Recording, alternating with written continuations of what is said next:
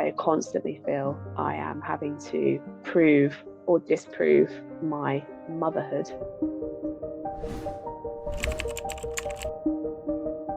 What unique challenges do mothers face when dealing with post-separation abuse?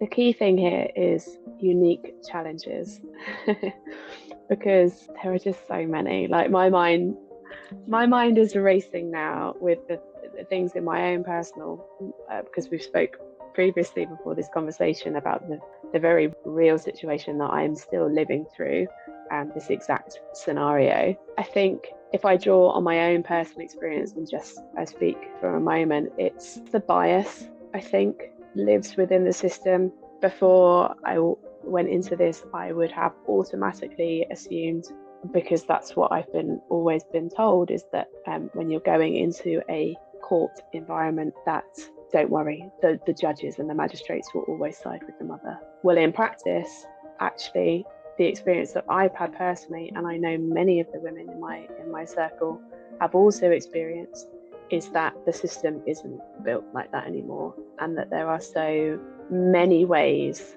that post-separation abuse, particularly in a court and legal setting, is allowed to continue without anyone recognising or supporting or managing that situation.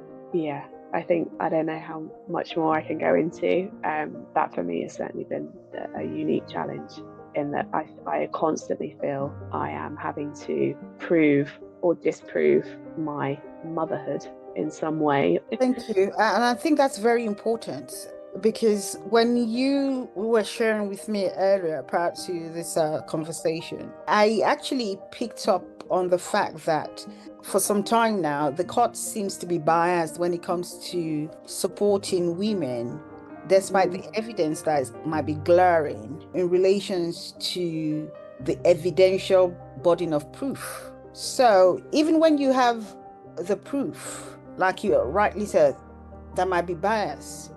And that leads me to, I don't want to go into that. When I thought about the case between P. Diddy and Cassie Ventura, that, that actually highlighted some of the bias and the legal loopholes when it comes to domestic abuse cases or domestic violence cases. Like I said, I'm not going into the nitty-gritty of that now. So thank you for actually highlighting the fact that in terms of the legalities, there might be bias. Be safe and be positive.